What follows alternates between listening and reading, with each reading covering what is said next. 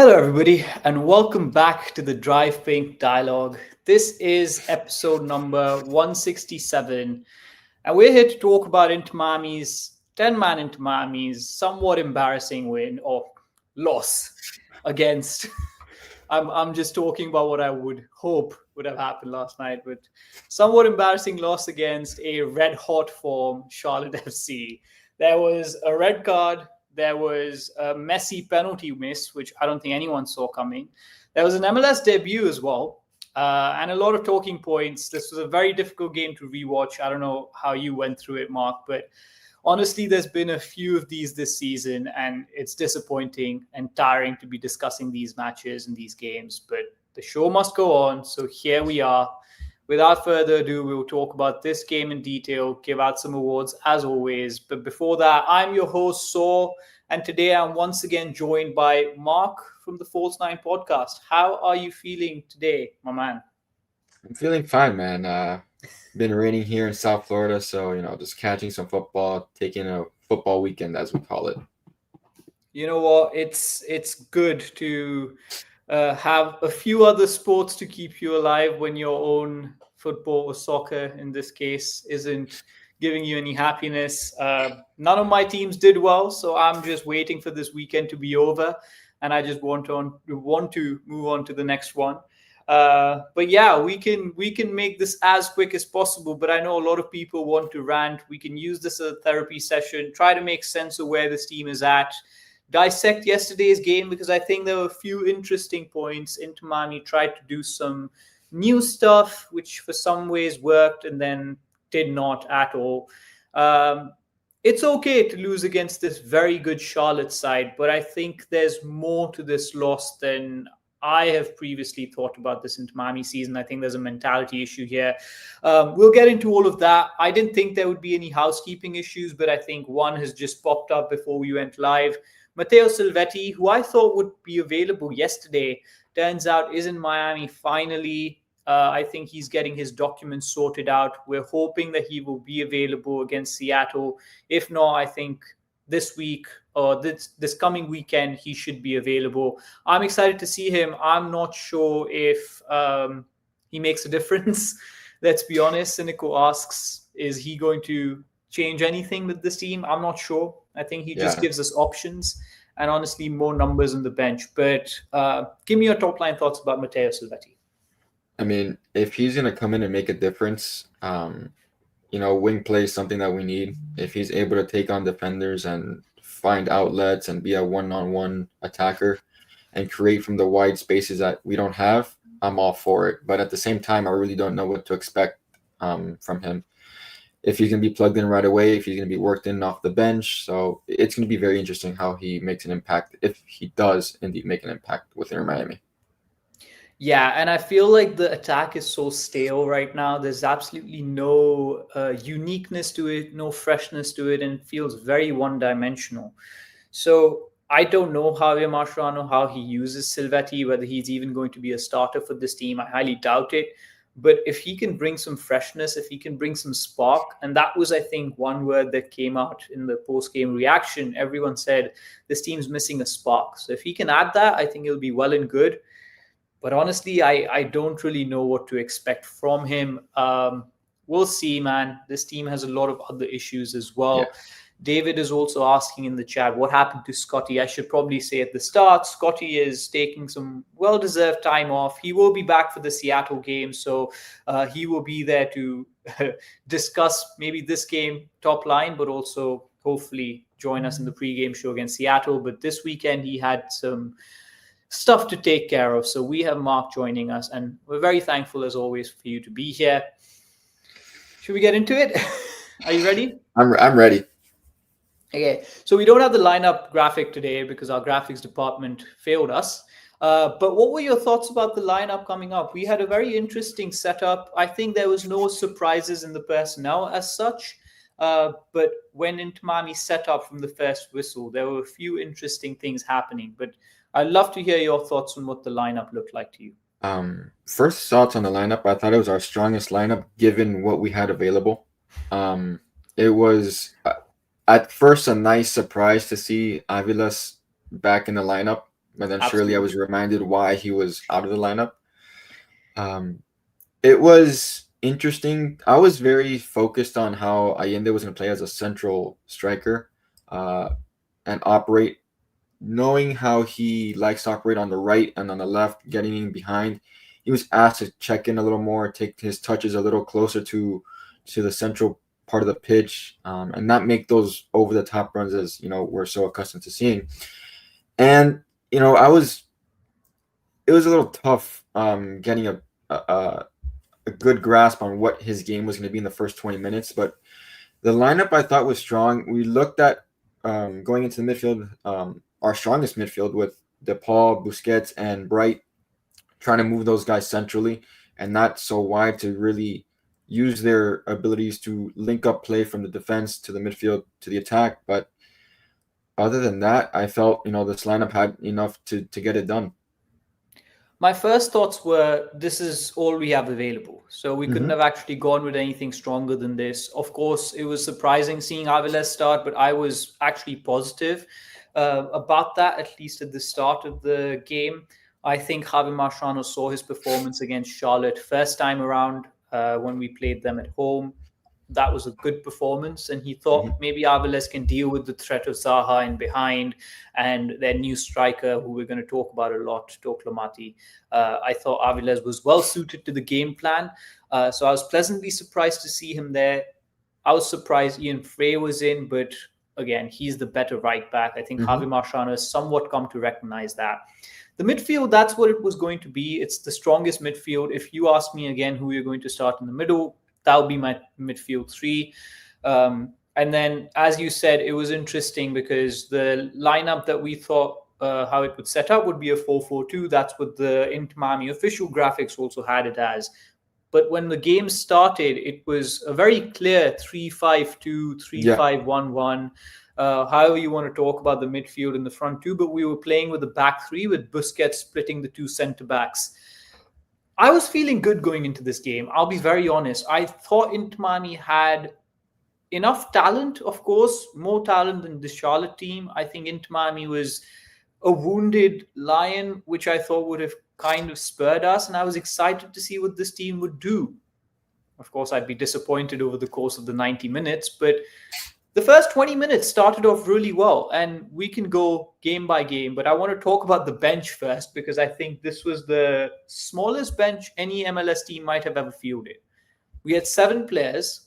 Mm-hmm. One of them was an Inter Miami 2 player. And the only other forward player that we had was Santi Morales, who never even saw Yeah. the pitch. So I didn't think Javier Mascherano had much to his disposal to change anything, and we've fallen really far from a team that could put on a second whole roster with the quality that could beat any other team. We barely have anybody to field right now, which is really sad. Yeah. I think, and I'm starting to question our medical staff or what's going on, because every injury listed is a hamstring injury, and it's a soft tissue injury. Baltasar Rodriguez is injured after every practice. It's after every training session. Obando hasn't been healthy in God knows how long. Pico with a hip injury now. So it's just a rotating door of, who's injured, who's in, who's out. But I agree, this was the only lineup he could have put out, and there was nothing on the bench other than Santi Morales or Pinter to give you an attacking threat. I think we can come back to the bench later because this is an interesting talking point that you've raised, and maybe something that's going to really affect us going into the next 8 games, where we're playing 6 of them in the next 20 days. So I want to come back to that. So let's get into the game. Yeah. There was a lot that was happening, so I can go moment by moment. Stop me where you think you want to talk in more detail, and if there's anything you want to add to the moments themselves. But we start with the 5th minute, where Ian Frey and Segovia have some good interplay on the right-hand side of the pitch. Frey finds some space going into the middle. He pops the ball into Messi centrally, and Messi with a great through ball into Allende, who crosses it to Alba, and Alba's first time volley gets saved by Kalina. But I thought that was some really well-worked pattern of play offensively. I really liked how this 3-man backline was allowing Inter Miami the opportunity to play through the wings well with Frey and Alba pushed up, but a good opportunity nonetheless. Then we had an opportunity in the 17th minute. This was for Charlotte, where on the break, Westford finds the ball into Bronico, who is tackled by Bright in the box. There were some claims for a penalty, but I didn't think that was a penalty by any means. It was just a coming together of two players. I don't think there was anything malicious or offensive about that. Then in the 28th minute, once again, Inter Miami on the front foot. Maxi Falcone wins the ball, stepping up, passes to Segovia, who cuts it back to Messi. Charlotte's Diani takes Messi's legs out completely. The ref doesn't see it initially, but thank God for VAR.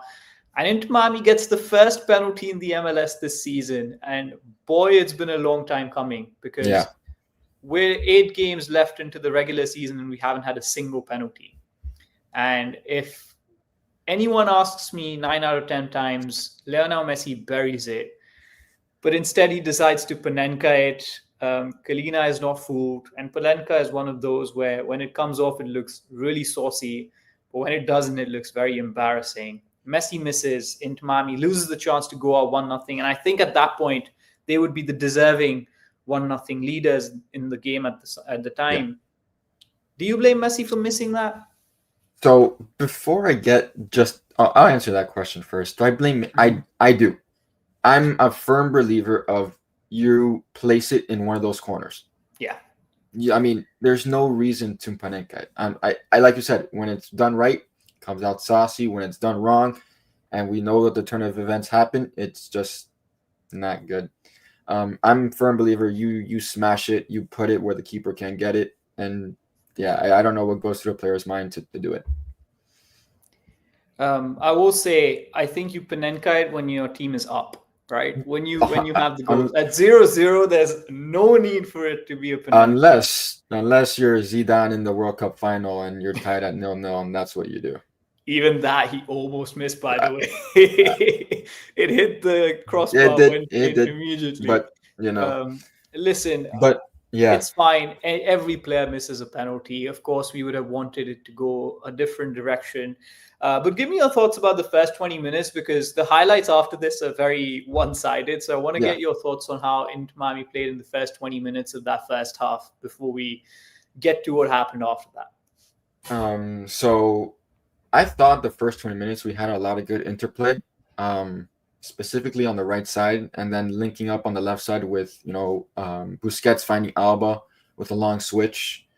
I thought I always think dropping Busquets into a third center back really diminishes his role in terms of line breaking passes and the ability to break lines from the midfield going forward. It looked like we tasked that to De Paul and to see what he's able to do and put him in more of a central role as he's used to with Argentina, like he was at Atletico. But he wasn't able to get anything going really. So Busquets was just kind of a safety net, just to reset and recycle possession. But when we were able to get the ball forward, like you mentioned, the play with Segovia Frey and then finding Allende out wide, I thought that was great. I thought Allende, weighted that ball perfectly. Alba did everything perfectly fine. I mean, Kalina just read it and was there to any make other the save. day it would go in. Yeah, there's nothing. I mean, that's a first-time volley. Coming to the box, he made a great save. And I thought Alba was really, really good getting forward and trying to provide some width on that left side, specifically because we didn't really play with the traditional left winger. Segovia again tucks in, and there's a lot of space to be taken up there. And I think Alba did a good job in those first 25 minutes. Yeah, and I think it was both ends of the pitch.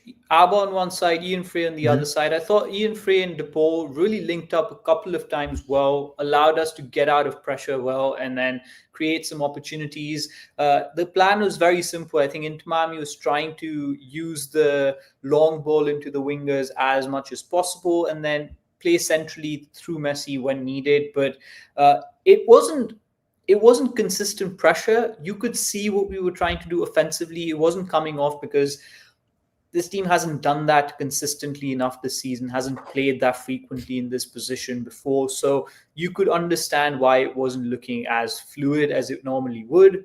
But there was some promising play that I thought, which made me think Inter Miami is ready for this game. And I understand exactly what you mean with Busquets. It almost feels like it slows the game down a lot more, because then you need to bypass an entire second channel in the middle of the pitch when Busquets is all the way back with the centre backs. There was a lot of back passing, which I didn't like. There wasn't as much front line breaking passes, and Busquets not being in the middle was a reason for that. But still, I think Charlotte was caught off guard and they struggled to cope with it. And I say that Messi misses the penalty in the 32nd minute, and in the 33rd or 34th minute, Vargas works it across. Honestly, we didn't even get to see the full build-up of the play in real time because the highlights were still going on with Messi missing a penalty.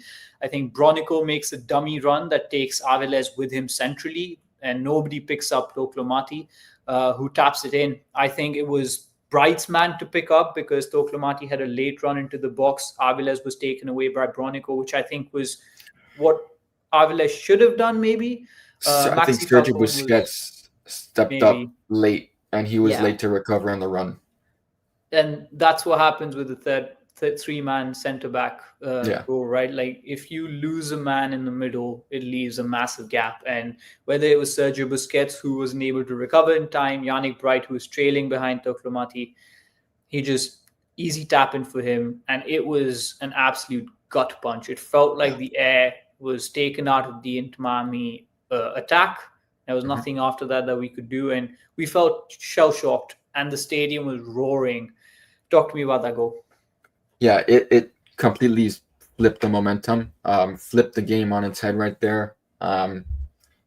It's pretty much poetic when a keeper saves a penalty and then they go right down the pitch and combine beautifully on a Zaha with a nice back flick to Vargas or to Toclomati, who plays it wide to Vargas, and he makes that run. It's that second ball to that second post that kills us. Slow there to recover, and the stadium just erupted after that, and I felt like Inter Miami was just kind of down and out at that point. Yeah, and it was really weird because, of course, Kalina's save sort of galvanized the Charlotte team, but it almost felt like they understood, okay, yeah, this Inter Miami team had some ideas, now we're going to work them out, and now we're going to play our game. And immediately, as soon as that penalty was saved, they started to play a lot more fluid, very quick, finding good pockets of space. They understood that they have a man advantage in the middle of the pitch. They started to use that. Some good interplay between Zaha and the other players in and around him. We'll talk about Charlotte in more detail, but I think at that point you could almost see this Charlotte team is very well trained and they know how to absorb the pressure. And now that they've absorbed the pressure, they're going to take the game to Inter Miami. For me, I think that was the last of the actions in the first half. Nothing major happened after that. Inter Miami had a late flourish in the final minutes of the first half, but nothing concrete.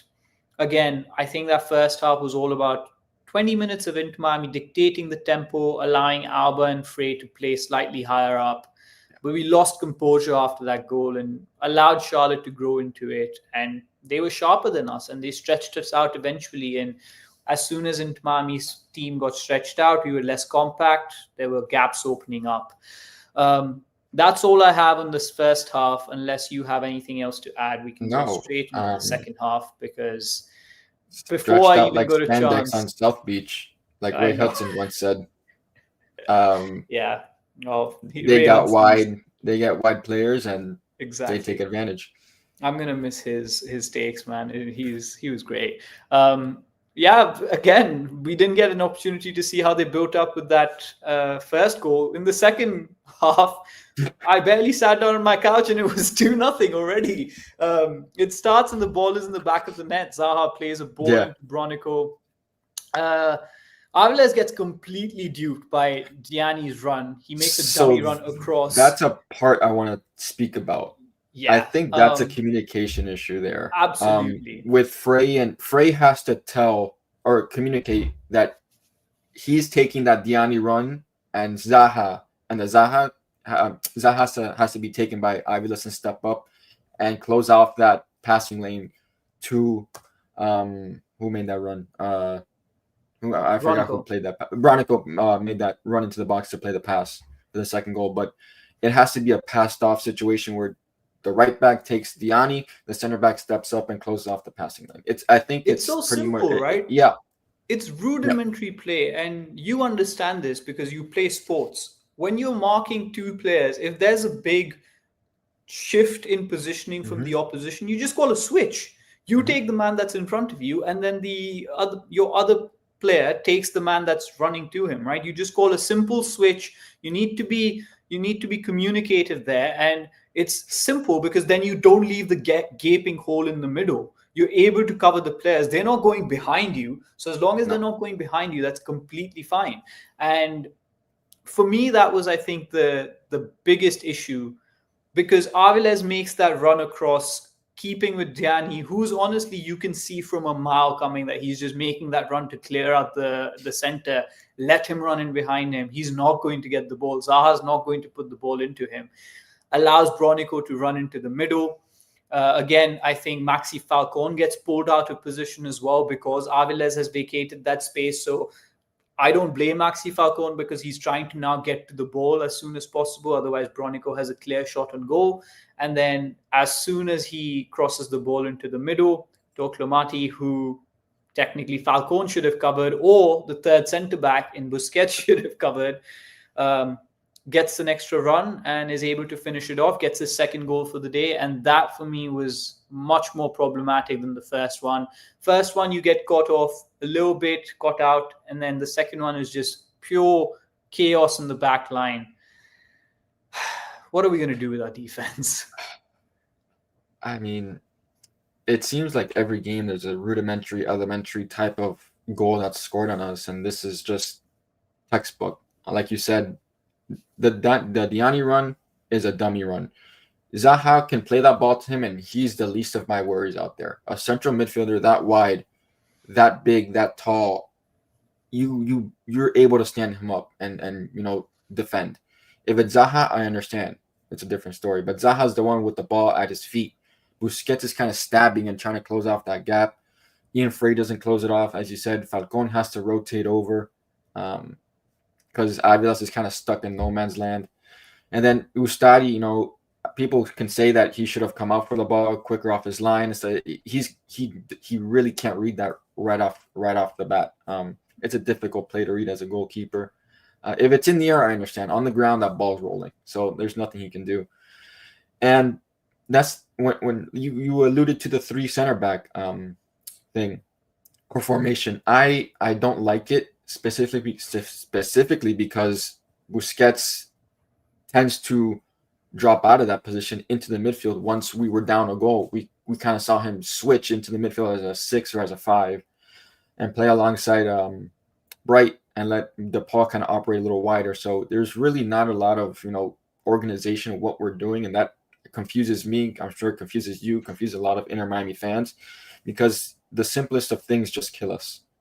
And you're absolutely right. Busquets was sitting almost in the middle alongside Bright, and that's what created some of the gap as well. And for me, the biggest issue is we see this literally every other game, right? The domino effect of one player stepping out in the wrong direction. I used to blame Lujan for it, but I said it in the pregame show that if we see any of our players do that, I'm going to now start blaming the coaching staff because that seems to be an instruction. And that's exactly what happened. Avilés steps out. We've seen Lujan do that in the past. We've seen Maxi Falcon do that in the past. And what that does is it creates a domino effect where one player gets out of position and it just the rest of the entire structure in and around him completely gets demolished, and the opposition is able to take advantage of that. So for me, that's just really poor coaching. I don't understand what they're doing in the training ground, and also you need to talk to each other on the pitch. You need to understand who's covering what, and unfortunately, it leads to Inter Miami conceding that second goal. And in doing so, I think it almost kills all the chance that we have of coming back into it. Let's keep going because there's more to come for this game. It's not over yet. 66th minute, Ian Frey has a poor touch in the byline. Avilés goes in for a challenge and takes out Toclomati, gets a yellow card. It's a clear yellow card. I say that because there's more to come after that. 70th minute, Daniel Pinter comes on for Telasco Segovia, and I just wanted to recognize that because congratulations to him making his MLS debut. I haven't seen him play much, but from what I've heard amongst the fan base, this is definitely a player that has potential and talent, and maybe seeing more minutes or more time on the bench for the first team if a lot of our players keep getting injured. So I don't think he had an opportunity to show what he's made of yesterday. He definitely didn't have enough, or the situation in which he came wasn't the most conducive to allow a young player to flourish, but I hope we see more of him. And then following on from that 66-minute error by Toto Avilés, 78th minute, Avilés pulls down Toklomati again from a Kalina long ball. I don't understand why he does that because Maxi Falcone is right there covering the ball and the player. He takes Toklomati down. I think it's a yellow card. Second yellow, gets sent off, and that's it. Inter Miami back down to 10 men. Feels like a feature of the Charlotte versus Inter Miami tie, right? Every time. I don't understand what goes through his head making that dumb, poor decision on the line with Falcon there, and it just, it ruins any sentiment that anyone has towards him or any validation of him playing again. It does. And this is one of the talking points, and we can talk more in the awards when we do that, but this was an opportunity for him, and he wasted it. Yeah, he did.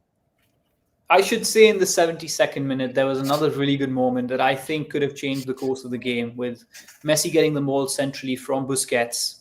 Beautiful through ball, straight, clearing out every single person.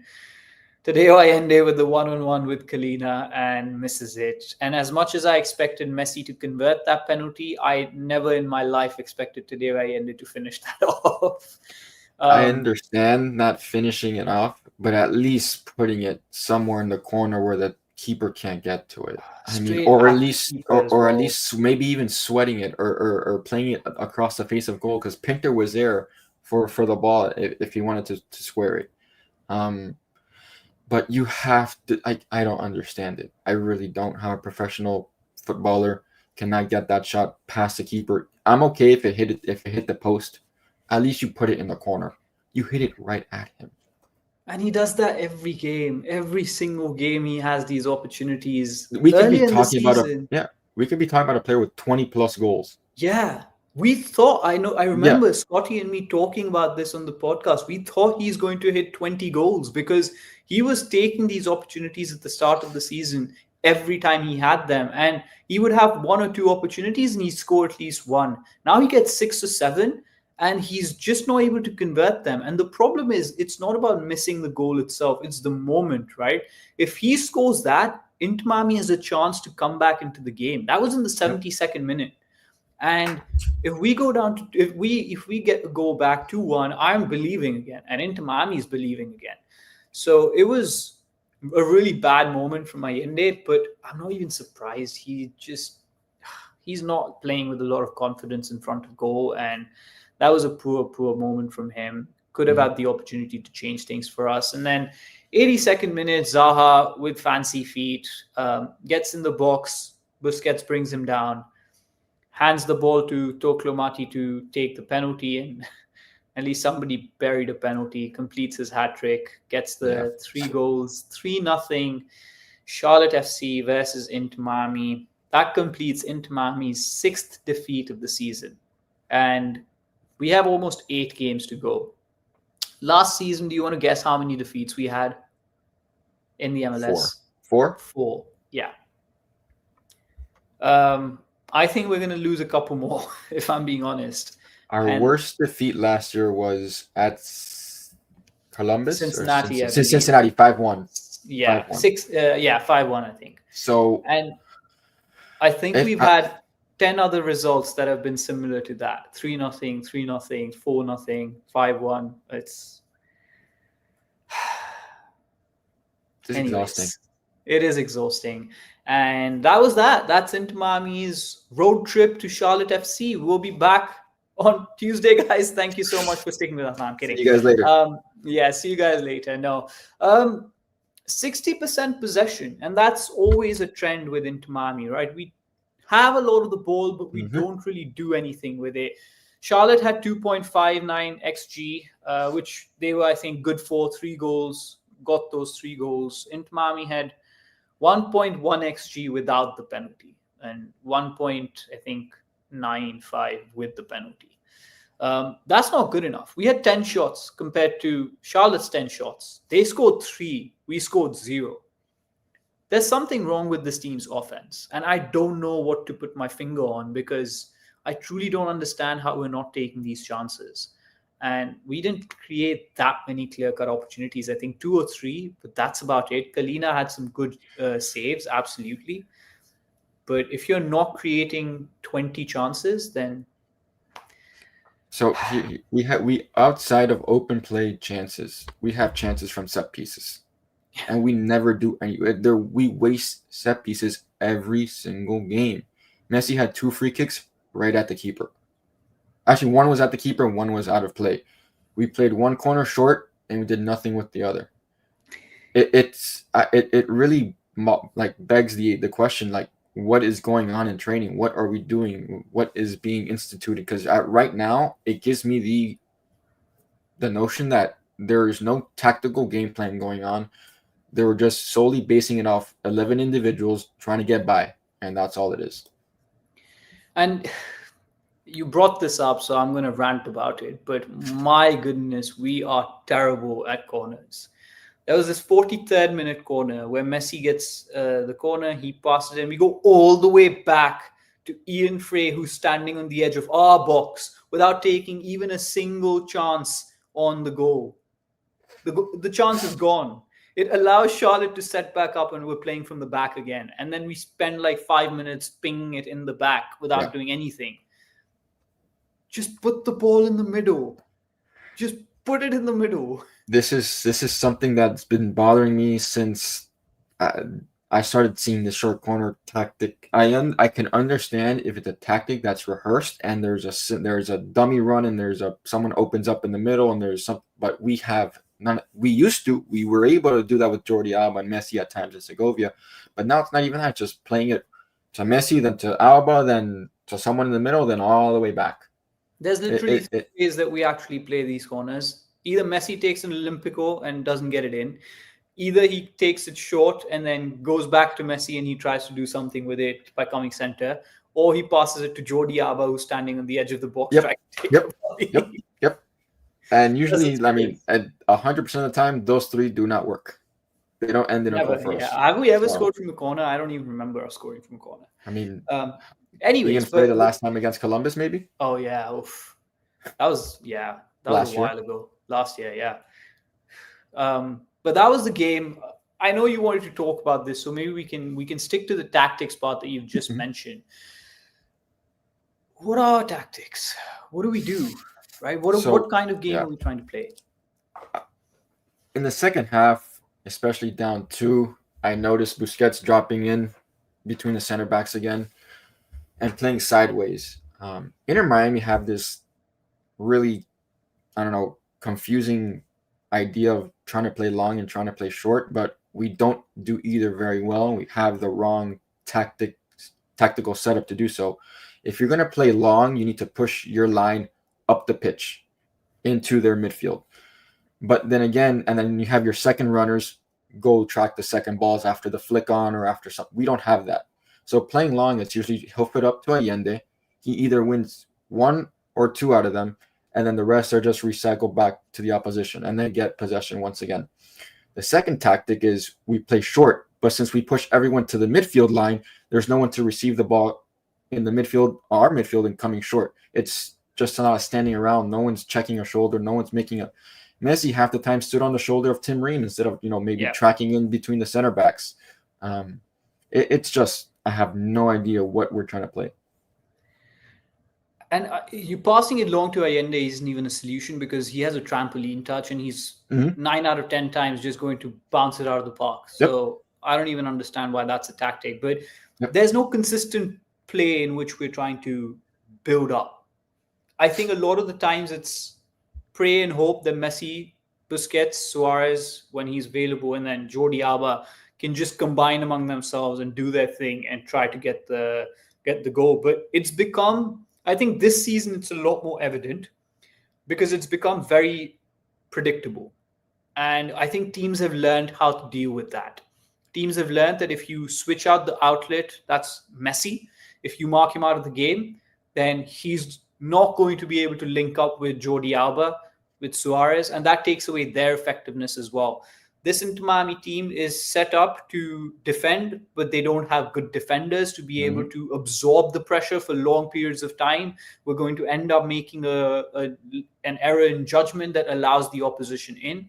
And Charlotte is the perfect storm for this team because they've got players who can run with a lot of energy for 90 straight minutes, with their midfield being very, very good and solid and energetic and having a lot of legs.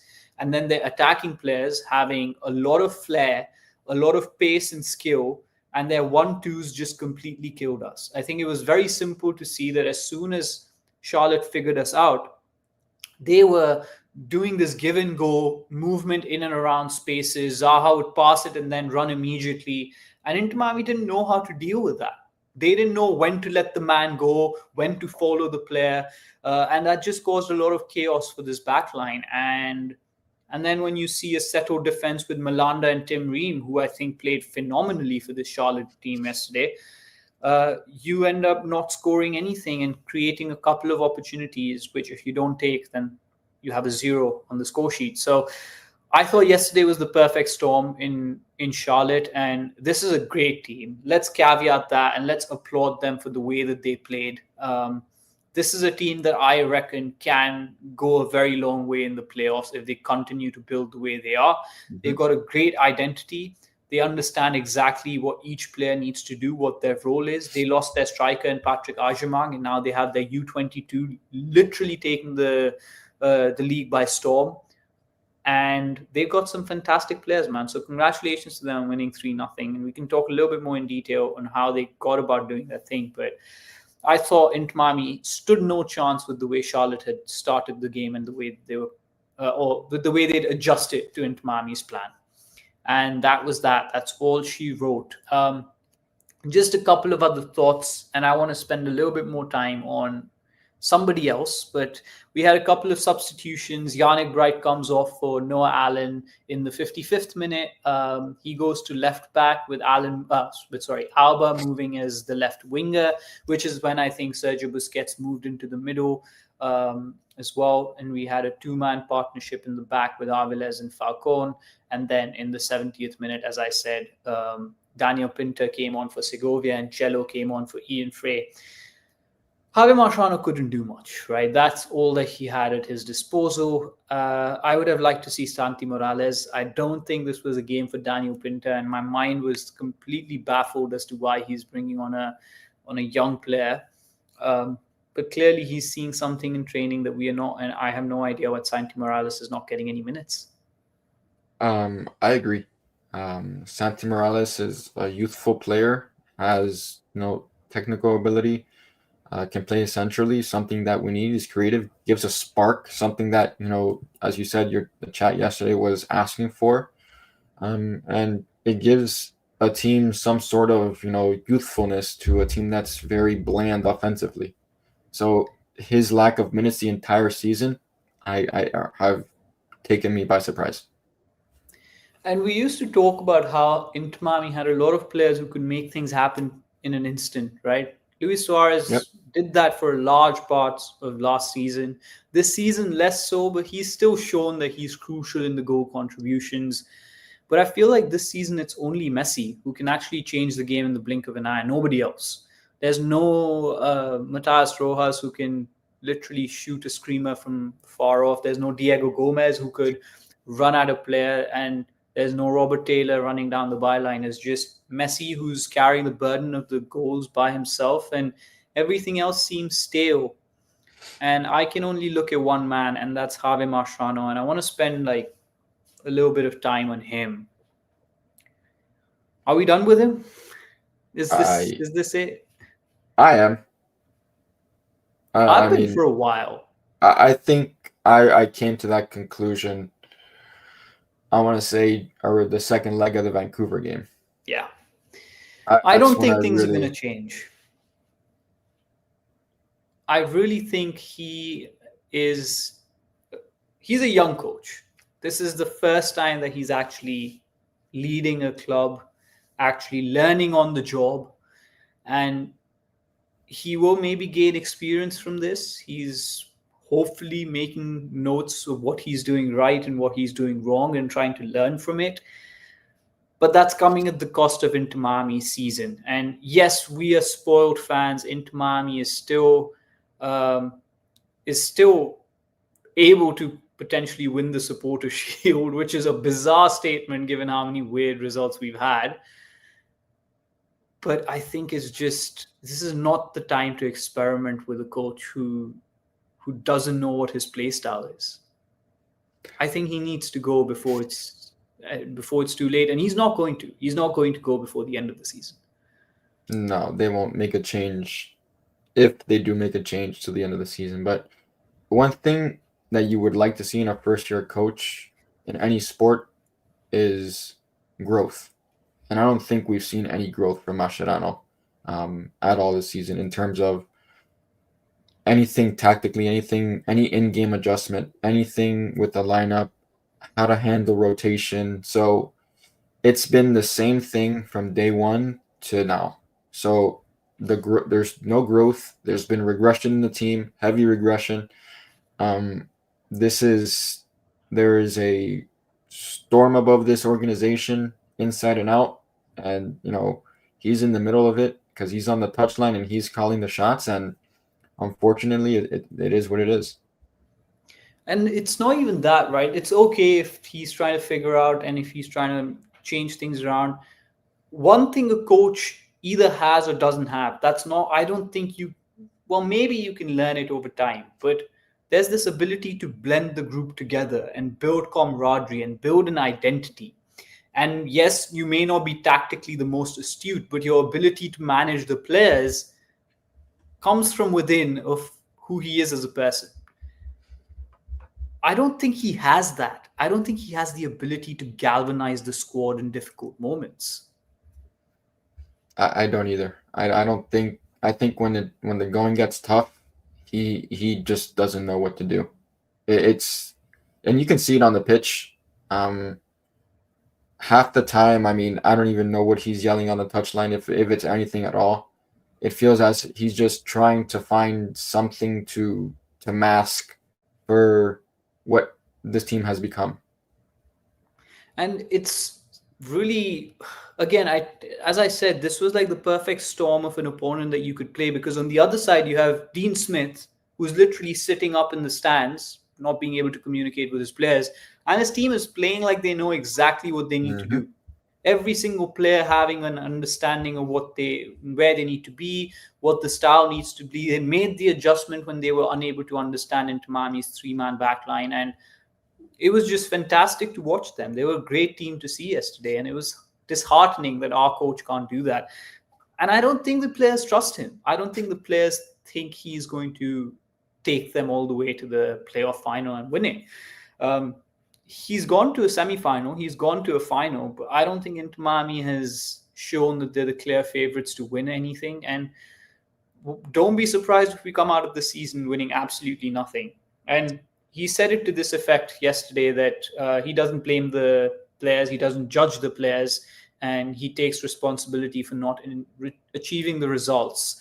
And he knows no other path than to persist and keep working. So I hope he figures it out before we get to the playoffs, but I don't think he's going to. Yeah, I'll be honest. I don't have any faith in him figuring it out. I think it's solely based on the individuals we have on the team and putting the eggs in one basket and hoping that their talent, gets them by. But I don't think it will. Yeah. Over a course of a long season, the only way you become outright favorites to win anything is if you consistently show that you deserve to win games and you consistently have an identity that you demonstrate on the pitch. I can't believe we're only 7-8 games away from the regular season coming to an end. And I still don't know what Inter Miami's play style is. I still don't know what our identity is. So sad state of affairs. And with that, maybe we should move into the awards. Are you ready, Mark? Because I am. I'm ready. All right. So, for those of you who are joining for the first time, on this show, we give out 6 awards, 2 which are the Man of the Match and the Heron That Flew North award, and 2 individual awards each.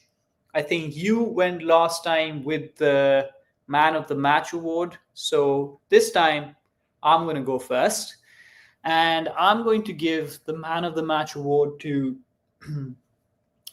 Maxi Falcone, who I thought was a lot more positive than any other player on the pitch. I was struggling to see who I would give this to. And honestly, the bar was very, very low. I was between Ian Frey and Maxi Falcone, but Maxi Falcone had a couple of really good moments. The first one was when he stepped in, won the ball, and ran with it, which created the eventual penalty opportunity. The second was when I believe it was Vergas who was completely free, running through on goal. Maxi Falcone had a great recovery run and was able to win the ball. And even in the goals, I don't think he was particularly to blame himself. And I thought overall had a much more robust performance than some of the other players. So for me, Heron of the Match, Man of the Match goes to Maxi Falcone. I couldn't I couldn't go against you on this. I had an award for him. I would have picked him as the Heron of the Match if I had it. I believe he was our best outfield player yesterday. Yeah. And that says a lot coming from a 3-0 defeat when it's given to a defender. But I think you painted the picture perfectly. What he has is the passion that I would like the rest of the team to have. He does have that. While he may not be the best technically or the best center back we've ever had, it's in that when he plays a good game, it stands out. It stood out yesterday. As you said, he's very good at making those interceptions right in front of the opposition and taking the ball and making a good run and carrying it forward. He's also good at very good at tracking back and making recovery runs. He did it against Vargas, one of the paciest players on Charlotte. Yeah. Sliding and winning the ball and not giving away a foul. It's what you want to see from your players. It's what you want to see from your defenders. And I wish the entire team could play like this. So he's deserving of it. And you know what he would be great as? He would be great as a second choice centre-back player. If he didn't have to be consistently dependent on to be the first centre-back choice, I think he would be a great backup on this team. You get me a defender like Malanda and you have Maxi Falcone in his backup, I think that would be great. Or you put him next to Malanda and I think he looks really good. I would agree. I thought he looked good yesterday. He's had some really iffy moments this season, some really low performances, but he's also had some really high performances in some really difficult games. Yesterday was one of those where I thought he did fantastic. And for me, Maxi Falcone deserves the Heron of the Match award, despite our defense conceding 3 goals. So huge compliment to him there. All right. The next award is the Heron That Flew North award. To explain it, Florida herons do not fly anywhere and do not definitely fly north. If you catch a Florida heron flying north or anywhere else, then they're doing the wrong thing.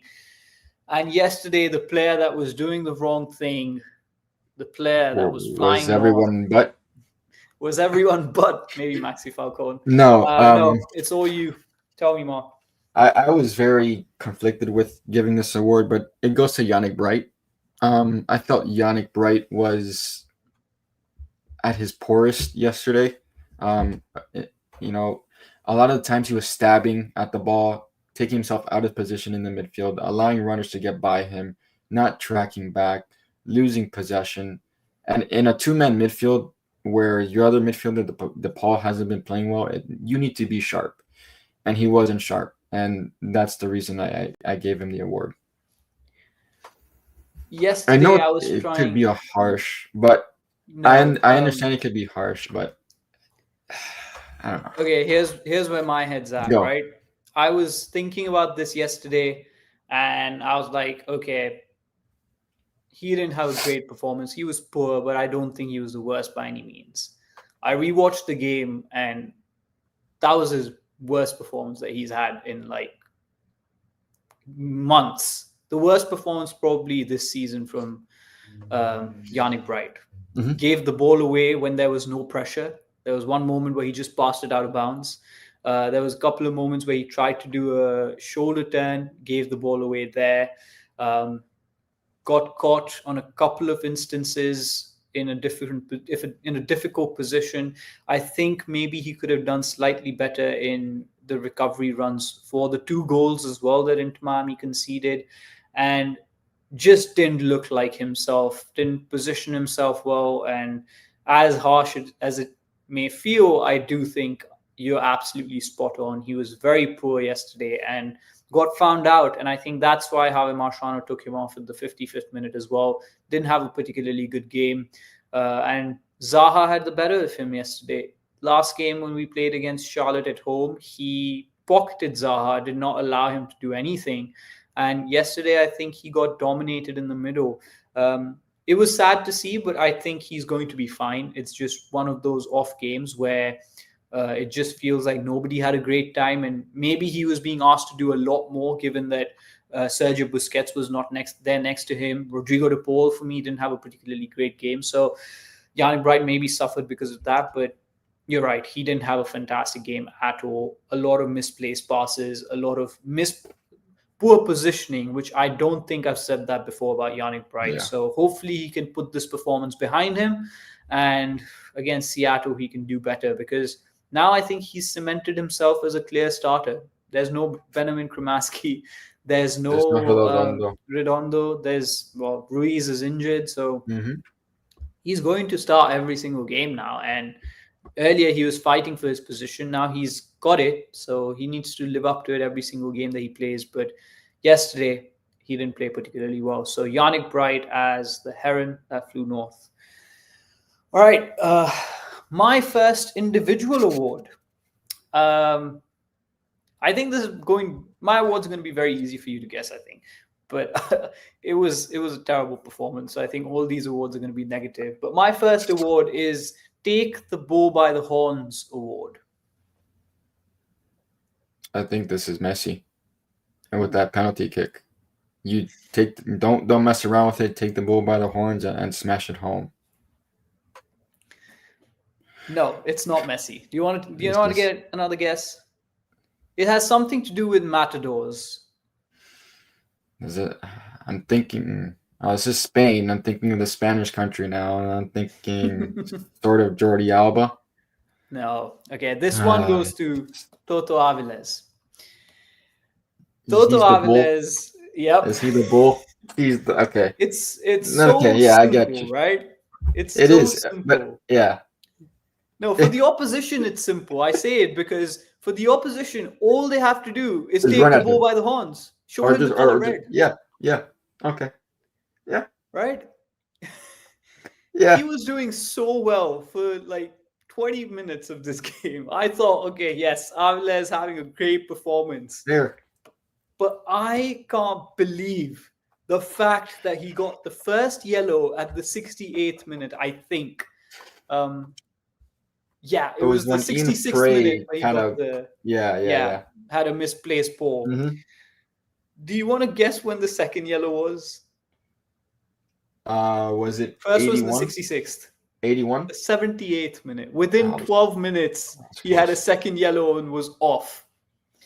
I can't defend him anymore, man. I'm done defending him. This was his chance. He could have had a great performance yesterday, and we would not have had to see Gonzalo Lujan for the rest of the season. And I blame Toto Avilés.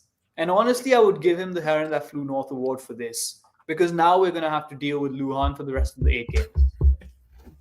And this is going to be terrible to watch. But he had his chance yesterday. He did. He could have had a great performance, and he hasn't been able to do it. I think it's time to cut ties with Avilés.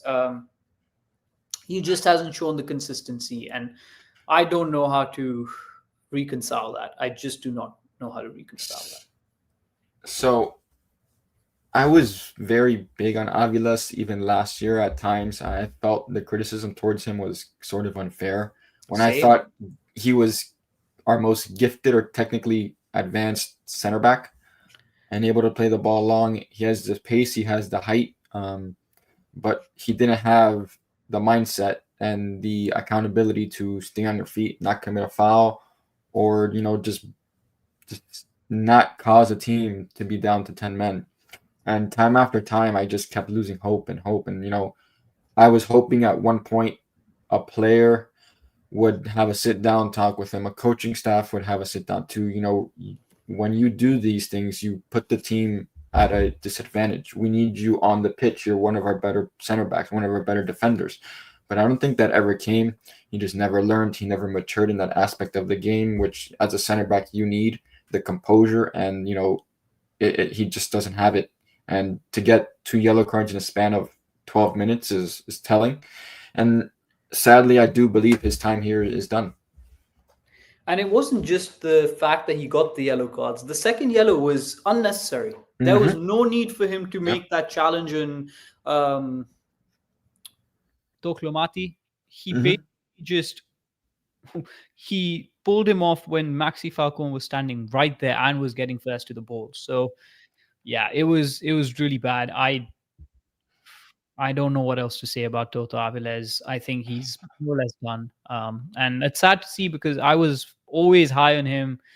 And I always believe that he's a great player, always puts in some good performances that you think when you rewatch the game, you realize, okay, that was a really good performance that can go underrated, but can't defend his performance yesterday, man. It was really poor. I agree. What's your first? My first award is the 1/4 award. The 1/4 award, the quarter award. So I have no idea who this award would go to, but I think the 1/4 award goes to Rodrigo de Paul because so far we've only seen 1/4 of his prowess, and he has been lacking this season. So the 1/4 award does not go to De Paul. It goes to one of the only one of the 4 big names that played yesterday that did to me what a proper performance was, or had a better performance than the rest, and that goes to Jordi Alba. I felt that Jordi Alba was the one out of the 4 horsemen, the 4 big names out of Messi, Busquets, Alba, and De Paul, who showed up in that game. A lot of people say, oh, Messi showed up, he had this. No. Jordi Alba from the first 5 minutes was bombing down the left, was putting in tackles, was winning the ball and carrying it forward. Messi, after his penalty kick, to me, was non-existent. It was pedestrian-like. So Jordi Alba in this game, he did not have a very good game against Seattle. I think he, went back in and thought to himself, this is an important game against Charlotte. I need to have a proper performance for this team to win. And he did everything he can. He was tucking in, he was tracking back, he was barking orders, he was here, he was there. It's the type of player that we need. And along with Falcon, that left side of our defense is the strongest, and seems to be the left side is the strongest side of the attack at times. When we don't have a left winger, those 2 guys carry the ball, specifically Jordi Alba, create something out of nothing, because we're playing with no left winger. We're asking him to do a lot more and then track back and then go up and track back. So I felt he had a proper performance in terms of what the result was. It's interesting because I think of all players who had a certain instruction of how to play, maybe Frey and Jordi Alba were the 2 who were asked to do a certain role. And I think both of them lived up to it. And you're absolutely spot on. Jordi Alba, I thought, was playing fantastic as a wingback. Defensively, maybe he wasn't as up to the par, but he wasn't needed. A step slow, but yeah, exactly. But he was doing everything to get free on that side. The switches that were coming in from a long ball into Jordi Alba was creating opportunities, and he was putting a few balls into the box. He had a couple of really good crosses into the box. He was making himself known. He was making himself important in that game. And I think one of the few outlets that we had to create an opportunity, it was disheartening that Messi wasn't involved with Jordi Alba, and Jordi Alba was doing a lot by himself. But I thought he was definitely much better than a lot of the other players on the pitch. One thing I don't like what Jordi Alba does is how he goes to the byline and then tries to find Messi when Messi's all the way back in the middle. And the cross that he does is not into the box, but he'll cross it all the way to the center circle where Messi's standing. And I'm like, and he did that once. And he gave the ball away because Charlotte's midfielder was able to cover Messi out. I'm like, just pass the ball into the box. Just drive it low and hard across the floor. Maybe someone like Allende can get on the end of it. But barring that, I think he was a lot better. A lot better than a lot of the other players. Absolutely. Definitely a standout performer among the best four. Busquets gave the ball away. Messi, I'm sure we can talk about Messi in a bit. Rodrigo de Paul didn't have anything much to do, but Jordi Alba was consistently getting involved in the attack, and honestly the only outlet that we may have had other than him and Frey, which I guess shows that maybe the back three was working to an extent, but clearly not well drilled enough for us to make the most of it. Okay, let me think about my next. Okay, yeah, my next award and my final award is Olympus Has Fallen award, or Olympus Is Falling award. Olympus is falling. Is this some sort of reference to Olympus Has Fallen, the movie where the White House is? I don't know. These wordy awards get me. Get me thinking. No, you're thinking the right way. I actually initially thought it was Olympus Has Fallen, but I think Olympus is almost close to falling. So that's why I did Olympus Is Falling. Olympus being obviously Inter Miami. Yeah. Now, think about it in terms of the Greek gods. Is this Messi? Because when he goes down, Inter Miami goes down. This is a sinking ship, man. This is a sinking ship. Olympus is falling, and unless Lionel Messi does anything, we're not going to be able to recover. We are in a really bad run of form. I think Wookie here said it really well. The team is cooked. Unless Messi finds his red hot form, they're not going anywhere. And this is a team that is staggering, that is stumbling. And yesterday was the perfect example of what happens when a poor team is not supported by its best player. I thought yesterday Messi was probably the worst he's been for this team this season. After that penalty miss, he just looked completely dejected and out of it. And I don't remember seeing him make any motions or movements that were threatening other than that one pass to Allende. And that was about it. That's all I could count from him. I understand he can have a poor game from time to time. And honestly, I don't blame him for, missing that penalty. It's okay. It's understandable. A lot of players do it. But what hurt me the most was that he didn't rally the team. And yesterday, the team needed to be rallied. They had their heads down. They weren't looking like a team that was able to get back into the game. And we needed a leader on the pitch. And Messi needs to show that in the next 8 games. Otherwise, this team is not going anywhere. That's why I said I was kind of in between who I wanted to give the Heron up to North, because I thought Messi was, could have received this award, merited this award. He's the captain of this team. He's the captain of the ship. When the ship goes down, your captain goes down with it. Those first 20 minutes, he was involved. He misses the penalty. Everything is downhill.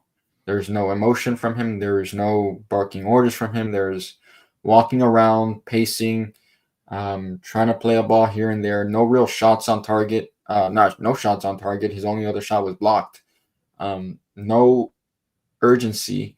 And when your captain doesn't show urgency, the rest of the team will not follow. So, I mean, a great name for this award. And I believe everything that we've said, everything that the chat has said. If Messi's not in form, this team is not going anywhere, and maybe that won't be enough, because I feel like this is more than just an out of form team.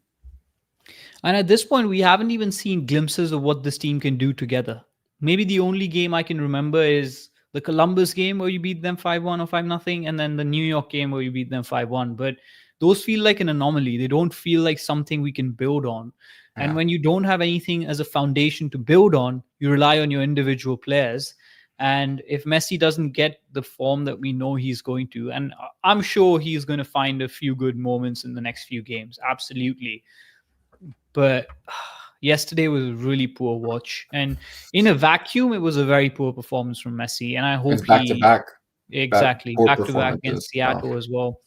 So not great to see, absolutely. And I think this team needs to rally itself. We had a moment this season where Inter Miami went on a run of, I think, 7-8 games where it was draw, loss, draw, one win, draw. Yep. And then Messi came out and gave a public interview. And I think we discussed it in this podcast that that's a bold move from him, because if we don't improve the results after that, it's going to be very embarrassing for him. And he's putting his status on the line and his reputation on the line. And the team improved for the Club World Cup. We took it by storm. We had a great run. And after that, it's just been downhill. So whatever he said after that poor run of performances needs to be discussed again, because this Inter Miami team is letting a lot of people down.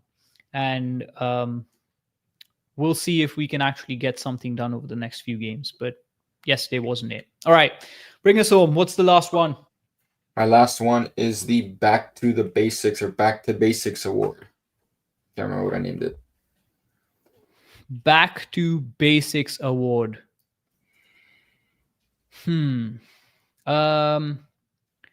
I think the Back to Basics Award, is this a positive or a negative award? As a hint. This is a constructive criticism award, or constructive criticism in a way. This goes to Rodrigo de Paul because he needs to get back to basics and find his form, because he has not lit up the world like I thought he would light up my world, and I'm disappointed in him. Okay. Very good guess. I could have given it to him. Oh, But no. I think Rodrigo de Paul is having a colorblind issue or not seeing the colors right. He's not wearing the Argentina kit, so he's not playing well. It's a different story. That's a good award, actually. I'm gonna use that award. I thought about giving him that award. The colorblind award. Yeah. The Back to the Basics award is to Tadeo Allende, and I say that because we're gonna miss Suarez for the next 3 games. All right. He's going to be playing that center forward, central striker, dual striker next to Messi. If he's going to be any sort of help to this team, he needs to get back to the basics and, touch the ball properly, settle the ball correctly, and, have the finishing down packed. We cannot have missed opportunities going into these games that then turn into 4 3-goal deficits. It can't happen. He needs to get back to the basics in training, have finishing for an hour, have first touch for an hour, have possession in tight spaces for an hour. Because in reality, he's better suited out wide, but now he's going to be playing centrally. He needs to learn how to control his touch in a tight space and go. It's that simple. That's a great award, first of all. And I think we've all clamored for him to be benched, to give him the confidence back, allow him to play off the bench a little bit, but we don't have a choice. We have to play him now. Suarez is out for three games. We don't have any other attacking options, and he has to play. The problem is, at this point, I'd rather him not play and us play with 10 men, because he's being detrimental to this team. He didn't offer much in attack yesterday at all. I think there were a couple of moments where he was in the box, taking up good positions, but not necessarily getting the service. And then that one chance was a golden chance. If he had buried that, this would have been a completely different conversation. And he can't be doing that game in, game out, because that's what's happening right now. Every other game, he's getting opportunities, but he's not taking them. And you're right, he needs to get back to basics, simplify the game, not overcomplicate it too much. I don't think first touch, playing in tight spaces, is his particular forte. But if he's being asked to do that job, he needs to work hard in training to make sure he's building those skills up. He's 26, I think. I don't know if he's going to develop those skills, but it's a mix of Javier Mascherano using him for what he is and him trying to get back his form. We've seen that he can score the goals. He did that in the early part of the season, and now he just needs to get his mojo back because it's a confidence issue. It's nothing else. It's just a confidence issue. Train hard in training, put the work on the training pitch, and then let it happen during match day. But Yeah. great award. Again, I don't know if he gets better or not, but it's 10 games now, I think, since he scored a goal. So it's looking bad, man. And when you miss Suarez that much, that means your other players are really The not pulling in the last game he scored score. was in the MLS was the Montreal game. I don't even remember when that was. Away It in was like Montreal. months ago. Yeah. Yeah. Okay, so that brings us to a close of the awards. We got Heron of the match, Maxi Falcone, Yannick Bright, Heron that flew north, and then the rest. Any other players you want to talk about? Oscar Starry, I think, was fine. He had no chance on any of the goals. Yeah. Didn't I really don't make a think he save was that. you can't really blame him for those, right? Yeah. Like it was what it was. We talked about the back line. Ian Frey, I thought, had a really positive performance for what it was. I think did a lot of good stuff going offensively forward. And I thought he dealt well with the Zaha threat as well to large parts, but had a lot to do playing as that wing back. We had Segovia, who I thought was a non-factor in this game. I had an award for Rodrigo de Paul called Where's Waldo Award because, There you go. yeah, We know we can Waldo talk is about there. him for a little bit if you want. Yeah, I think so. Let's stick to him for a second because we Yeah. know Waldo is there, right? Yeah. Waldo is there with a lot of talent. Waldo is there with an ability to change games. He's shown that a week ago with Argentina, playing a really good game. But for Inter Miami, as you said very rightly, he seems to be colorblind and does not realize that he needs to put the same level of performances in here as well. I think it's a system thing to a large extent. But yesterday he played centrally. And again, like the rest of the team, looked good for 20 minutes, but after that it was just like non-existent. Tell me what's going on, man, because I genuinely don't have an idea with Rodrigo de Paul. I thought he was a much better player than he's shown so far. So yesterday he did play centrally and more central than any time or any game he's been at Inter. Yeah. But the way we are using him, I feel, is off. At Atletico Madrid, he was the second link between the defense and the attack and the midfield and the attack. It was the ball to Saul, who was playing as their six, and then he would pass it or give it off to De Paul, who would then make a line-breaking pass or take the ball and carry it himself. Yesterday, he was playing in the midfield as a Busquets role, but he really didn't receive the ball in places to play a line-breaking ball or carry the ball forward or any of that nature. So if we're not looking for him in the middle and we're dropping Busquets so deep, what's the tactic there if we're not going to use him into what Busquets is, if we're not using Busquets to what he is? So this goes back to coaching. I think he's being used with the wrong tactical game plan, not alignment, because if he's playing centrally, that's where he should be playing. And then he dropped in between the center backs later in the game and carried the ball forward, which eliminates his game. He's a front forward player, getting in on a press, in the backs of the attackers, making sure they can't turn and winning the ball. He's supposed to be what Diego Gomez was. And I mean, the first two games before he was even touched by the Javier Mascherano training, we saw he was such a good ball carrier. He was breaking the lines really well. He was unstoppable, and he had a couple of goal contributions as well. And then after that, it just feels like he's like a headless chicken in the middle, right? Not being able to do multiple different roles. So I honestly don't understand. It feels like everything that can go wrong with this team right now is going wrong. And I don't want to be negative. I honestly do not. I tried in the pregame show to be very positive about this team, find something that will make us, hold on to the hope.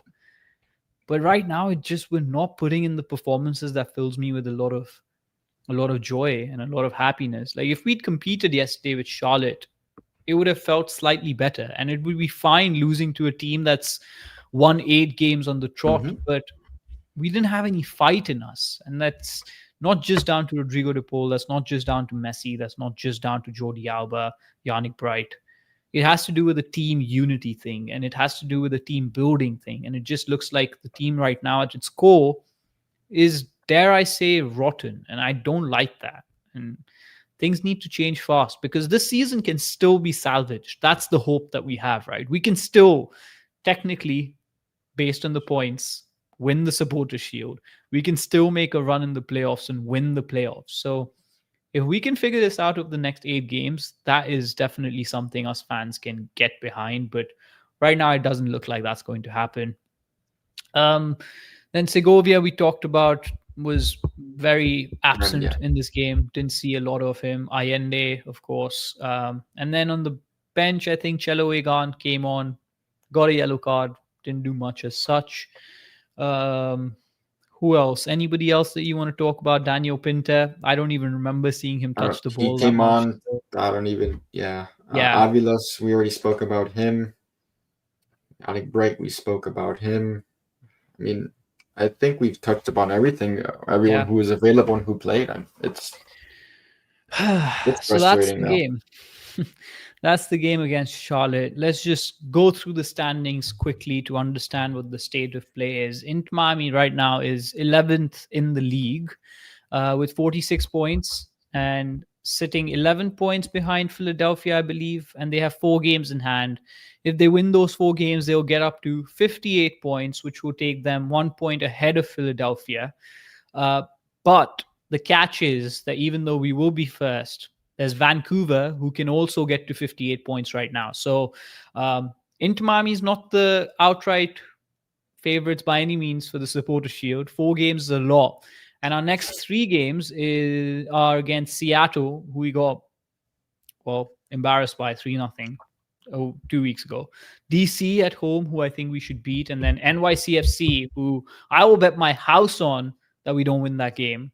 It's going to be either a draw or it's away. Yeah, so, loss or a draw, hands down. We've never beaten New York City. No, FC. I know that. Like, it's embarrassing to talk about, but I don't think we won that. So yeah, that's the run of games that we have, and honestly, it doesn't put me with a lot of confidence. My question to you is: we have 8 games remaining, 24 points. How many points do you think Inter Miami is going to win? And I can pull up our opponents very quickly as well. But are you confident in Inter Miami bringing home the Supporter Shield? No, I'm not. I think we can possibly win 5. That's 15 I know we have Chicago. I know we have Seattle, DC, New York, Toronto. Can't remember who else we have. Atlanta, Nashville, New England. Okay. Yeah. Atlanta just got thrashed, but I mean, all these teams, have had bad results, with the exception of Seattle, probably. But it's Inter Miami, and Inter Miami right now are not a good team. It is what it is. It's the reality we face. Last year, I would have said we win all 8. This year, I would love to win. We 8. Did, I think, win all 8. We went on a crazy run to end the year. I know that. This year, I have no idea what to expect from this team. Exactly. And I think we talked about it in the last couple of episodes, but I don't think this team wins more than 16 points. I'll be very surprised if we get to 20, and we're probably going to finish 3rd. Worst, I think 4th or 5th, but I think 3rd is where Inter Miami is going to finish in the East. And that's going to set us up for a very difficult run in the playoffs. So strap in. It's going to be a difficult 8 games. All right, Mark, that's been our episode for the Charlotte game. Anything else that's on your mind that you want to talk about? Inter Miami coming out once again, losing 3-0 back to back. Not great, and we need to change things around as soon as possible. But I honestly don't have more. There was a comment in here that I saw. I didn't get to start it. It was, I can't remember who said it now. It was revolving around Mascherano talk. If I can find it. Here we go. It's my real deal. He says we beat up on Mascherano, but let's be honest, what other real quality coach is going to want to come to Miami and deal with a talent like Messi and other semi-retired players? Difficult to coach here. It's true. It's true. It is a tough, it's pressure. This is almost, in terms of pressure-wise, or in terms of the atmosphere, in terms of the outside noise. This is what I consider, like, when I look at European football, this is Manchester United levels of pressure and Dallas Cowboys in the American football, where the spotlight is on you. These players are coming here to this team. The owner and everyone has eyes on you. If you don't perform, you're out. So this is a tough neck, position. And I don't know if anyone is lined up after Mascherano to take the job if and when they do get rid of him, if they do.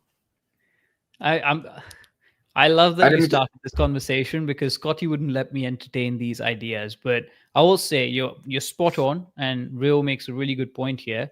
It's not just the pressure from the fans and the front office and all that. You have to manage the big personalities. There are 5 big personalities in this team that you have to deal with. My answer to you is Jose Mourinho. He got sacked a month ago. He's free. Bring him in. That would be something, huh? I would bet my keys to the house that it's going to be an absolute disaster, but it's going to be so fun for at least 6 months that it lasts. It would be phenomenal. I would entertain that. Exactly. It would be so entertaining. Can you imagine a personality like Jose Mourinho in the MLS with the quotes that we'll get to see? It would be fantastic.